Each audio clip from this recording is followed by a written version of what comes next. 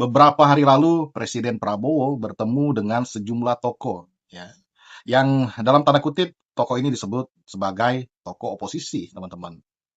Nah, ini yang membuat saya tergelitik untuk membahas ya orang-orang yang disebut tokoh oposisi ini, begitu ya.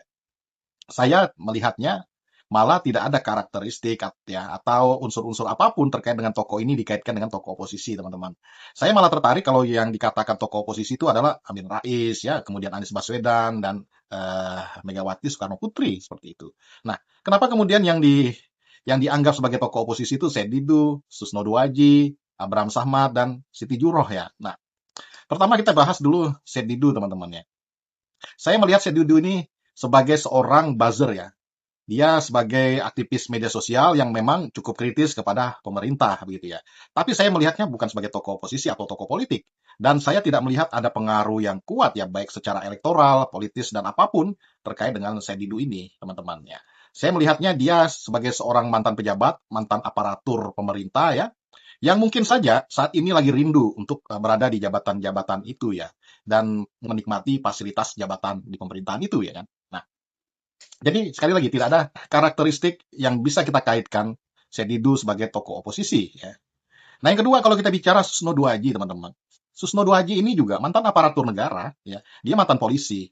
Nah, kemarin ya pada saat pemilu dia merupakan caleg PKB. PKB ini itu partai yang sekarang bergabung di pemerintahan, pemerintah Prabowo Prabowo Gibran. Jadi kalau dikatakan bahwa Susno Duwaji ini tokoh oposisi, aduh jauh sekali teman-teman. Apalagi selama ini kan kita mendengar ya terkait dengan pernyataan Susno Duwaji ya, yang saya lihat hampir tidak ada ya menyerang pemerintah begitu ya. Nah, yang ketiga Siti Juro, teman-teman. Siti Juro ini kan sampai sekarang menjadi aparatur pemerintah ya. Orang yang berada dalam lembaga pemerintah dan menikmati fasilitas, tunjangan dan gaji dari pemerintah. Kalau dibilang dia tokoh oposisi juga nggak, sama sekali nol ya, nggak ada. Ya nggak ada benang merahnya kalau Siti Juro itu dikatakan sebagai tokoh oposisi, teman-teman ya. Dan beliau saya yakini sebagai seorang ASN ya, mungkin PNS di pemerintahan ya. Jadi agak-agak aneh juga kalau disebut sebagai tokoh oposisi ya. Nah, yang terakhir adalah Abraham Samad, teman-teman ya. Abraham Samad ini memang mantan ketua KPK. Tentu saja orang yang pernah menikmati jabatan, fasilitas, kenikmatan dari uang negara. Ya, bagaimanapun mantan ketua KPK itu mendapat tunjangan, mendapat fasilitas dan segala macam yang membuat dia nyaman sebagai pejabat di KPK ya kan. Nah, yang kedua, Abraham Samad ini saya melihatnya sebagai seorang podcaster ya.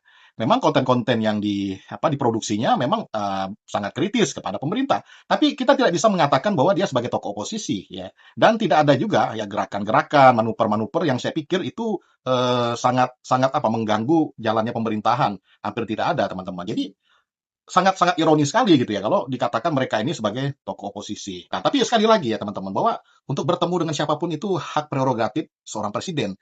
Tapi saya melihatnya ya apa yang dilakukan oleh Pak Prabowo ini mirip-mirip gitu ya dengan gaya ketika Pak Jokowi ditemui oleh para tersangka fitnah ijazah palsu Egy Sujana dan Damai Hari Lubis, teman-teman. Nah, apakah pertemuan Pak Prabowo dengan tokoh-tokoh ini juga memiliki nuansa yang sama dengan pertemuan yang dilakukan Pak Jokowi dengan para tersangka, ya dua tersangka kasus fitnah ijazah Pak Jokowi.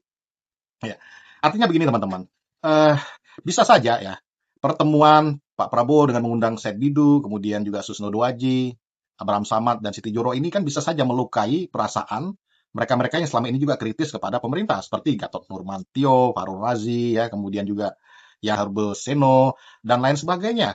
Tidakkah mereka merasa bahwa mereka menjadi orang yang inferior gitu ya, yang lebih rendah nilai tawarnya dibanding dengan Sedidu, Susno Duwaji, Abraham Satmar dan Siti Juro ya. Padahal bisa saja ya Gatot Nurmantio itu merasa bahwa selama ini dia begitu vokal, begitu kritis ya, begitu dominan mempengaruhi opini-opini yang berkembang di masyarakat. Kenapa kemudian yang diajak bertemu adalah Sedidu, bukan dirinya ya. Nah, ini saya melihatnya bisa saja ini akan menjadi sumber friksi di antara kelompok ini, teman-teman. Tapi ini dugaan saya saja ya. Kita tunggu saja seperti apa nanti, teman-teman.